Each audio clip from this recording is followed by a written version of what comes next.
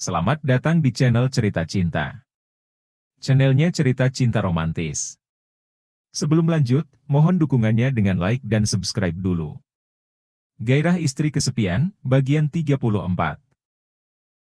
Ah! Lina menjerit, saat seseorang menarik tangannya. Ia terkejut dan seketika lamunannya tentang Arjun menghilang. Pak Direktur! Seru Lina kesal. Ia tidak menyangka, Trian akan tiba-tiba muncul di jalan, dan membawanya ke sisi lorong pertokoan. Pintar sekali kamu, mencuri waktu sibukku untuk menemui pria lain, Trian melayangkan tatapan tajamnya, ke arah wanita yang membuatnya kesal. Baru hari ini ia tahu, jika wanita yang dia cintainya itu, pergi menemui lelaki lain di kafe saat jam istirahat. Pantas saja, setiap kali ia mendatangi ruang kerjanya, Lina selalu tidak ada. Memang apa masalahnya? Itu tidak mengganggu pekerjaan saya, kan? Lina melepaskan tangan Trian darinya. Ya, tidak mengganggu kerjamu. Tapi mengganggu kerjaku. Ujar Trian jengkol. Lina mengerutkan dahi. Memang apa hubungannya? Aku jadi tidak bisa berkonsentrasi gara-gara kamu. Trian mengusap lembut pipi Lina. Setiap kali kamu tidak ada, aku jadi berpikir yang macam-macam. Kemana kamu pergi? Dengan siapa? Lalu melakukan apa, tanpa sepengetahuanku? Dan benar saja, kamu ternyata bertemu dengan berondong tampan itu. Apa memang seleramu yang muda-muda? Apa aku sudah kelihatan tua? Tanya Trian menyelidik. Lina tertawa kecil. Apa saya tidak boleh bertemu dengan pria lain? Tidak boleh. Tentu saja tidak boleh. Tegas Trian serius. Lina kembali mengerutkan dahinya, ia heran kenapa lelaki itu sangat mengaturnya. Saya tahu Anda itu atasan saya. Tapi, di luar jam kerja, saya berhak bertemu dengan siapa saja. Selain atasanmu di tempat kerja, aku juga calon suamimu, ingat? Lina tertawa kecil. Kapan saya mengatakan setuju untuk menikah dengan Anda? Kilahnya menyangkal. Tapi, kita pernah berciuman nikmat beberapa kali. Lina tercengang. Itu kan? Anda yang memaksa mencium saya. Ya, tapi kamu juga membalas ciumanku, kan? Kamu juga berani memainkan lidah saat kita ciuman. Kamu juga pernah menciumku duluan. Ucapan Trian sangat mengintimidasi.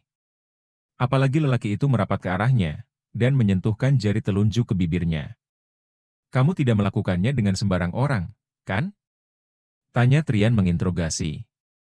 Lina terdiam. Apa yang lelaki itu ucapkan, memang ada benarnya. Terkadang dia terlena, dan terbawa suasana kenikmatan saat Trian menciumnya. Apa hari ini kamu akan menciumku lagi? Atau aku yang harus menciummu duluan?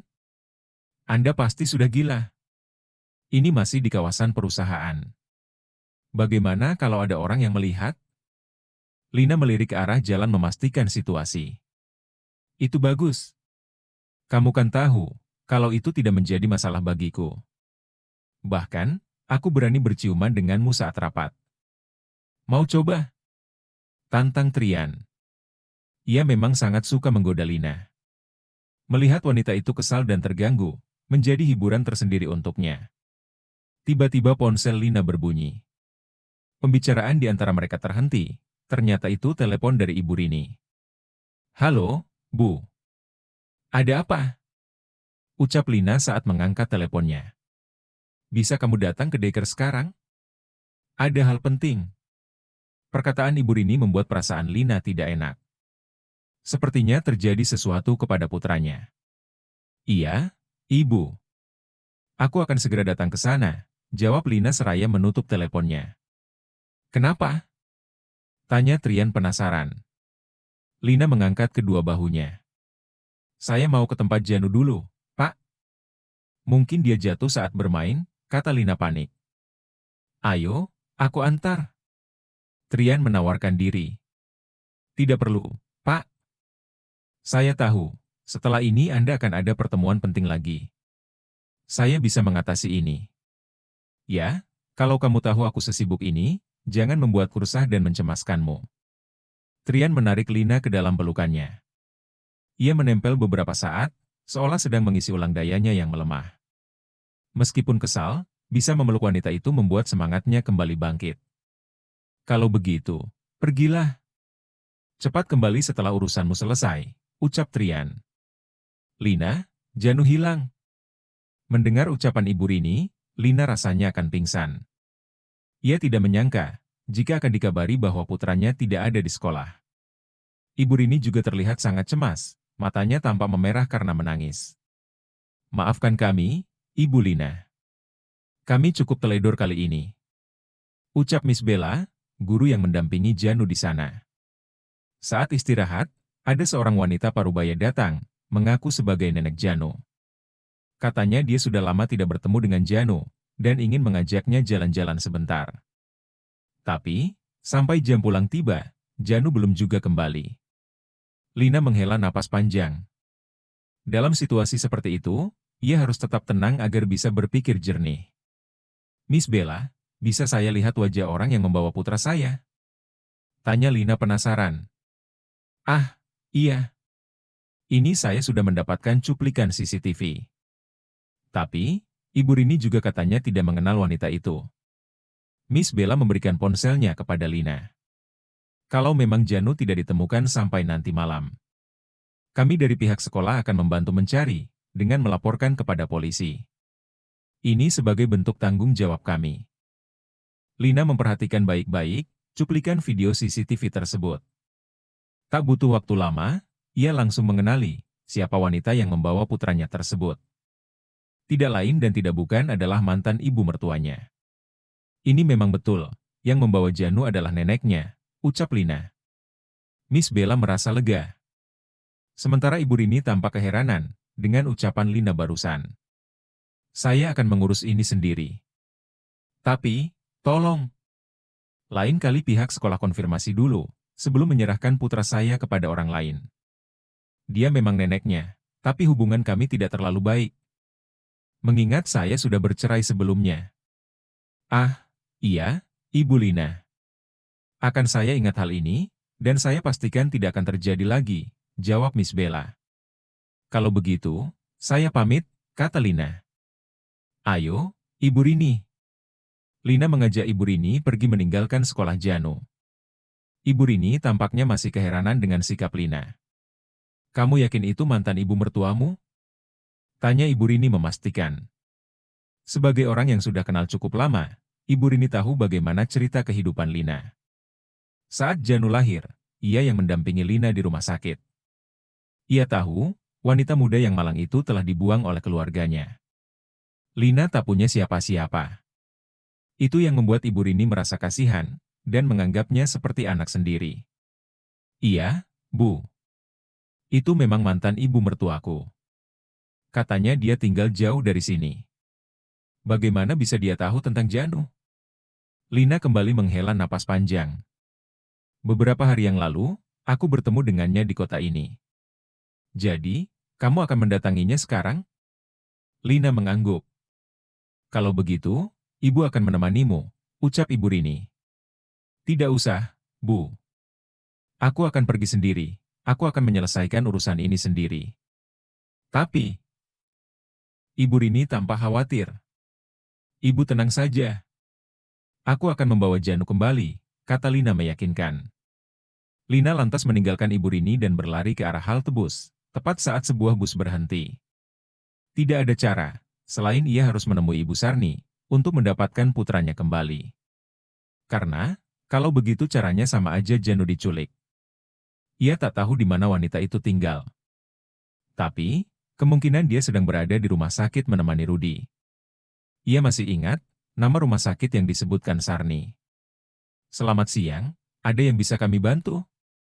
Seorang resepsionis wanita menyambut Lina saat tiba di lobi rumah sakit ternama itu. Pasien atas nama Rudi Ardian ada di ruang apa, ya? Sebentar, Ibu. Akan saya cek dulu. Petugas resepsionis tersebut tampak sedang mengetik. Kalau boleh tahu, apa hubungan Anda dengan pasien? Saya. Adiknya, jawab Lina. Ia khawatir tidak diperkenankan masuk, jika mengatakan ia mantan istrinya. Oh, baiklah. Bapak Rudi Ardian dirawat di kamar nomor 58 lantai 5 ruangan kenanga. Anda bisa naik ke atas, menggunakan lift yang ada di sana.